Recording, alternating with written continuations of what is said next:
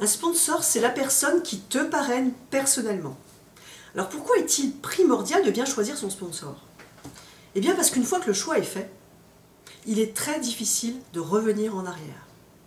À moins de se mettre dans l'illégalité et de se réinscrire sous un autre nom avec un nouveau sponsor, ce qui est absolument interdit par les sociétés de MLM.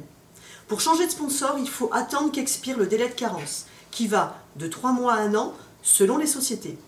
Ce délai de carence, ça veut dire qu'en fait, que pendant ce délai, tu ne dois plus avoir aucune activité, ni vente, ni parrainage. Tu dois être inactif vis-à-vis de ta société. Dans ce cas-là, celui qui a construit perd tout, ses clients, son équipe, ses commissions. Pour celui qui n'a pas d'équipe, avoir la possibilité de changer de sponsor, c'est plutôt un avantage, puisqu'il n'a rien à perdre. Il peut même mettre à profit ce délai de carence pour se former au métier.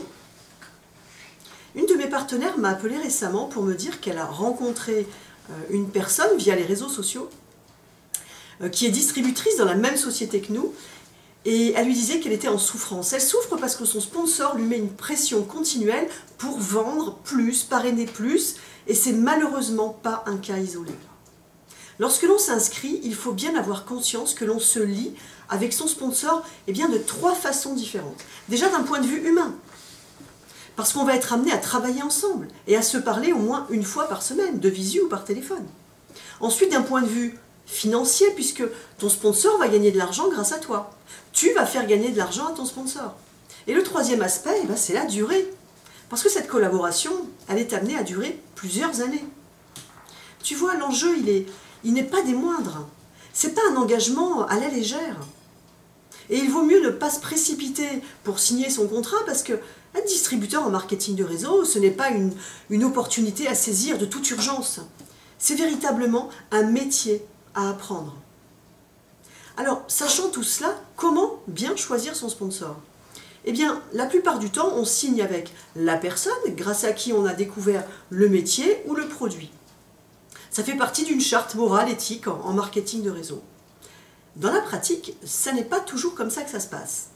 Et il y a une raison toute simple à cela. C'est que les gens rejoignent des gens, les gens se lient à des gens avant tout.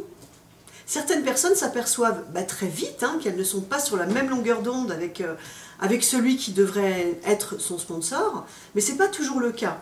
Alors voici une piste de réflexion pour faire son choix. En fait, tu dois évaluer ce que sera ta future collaboration avec cette personne. Quel accompagnement vas-tu avoir? Quels outils et quelles ressources auras-tu à ta disposition? Quelles sont les formations en place? Qu'est-ce qui, d'après cette personne, est le plus important pour réussir en MLM? Et il y a encore bien d'autres questions à se poser pour faire son choix. Dans nos prochains rendez-vous vidéo, je te parlerai des 2 écoles pour développer son réseau en MLM.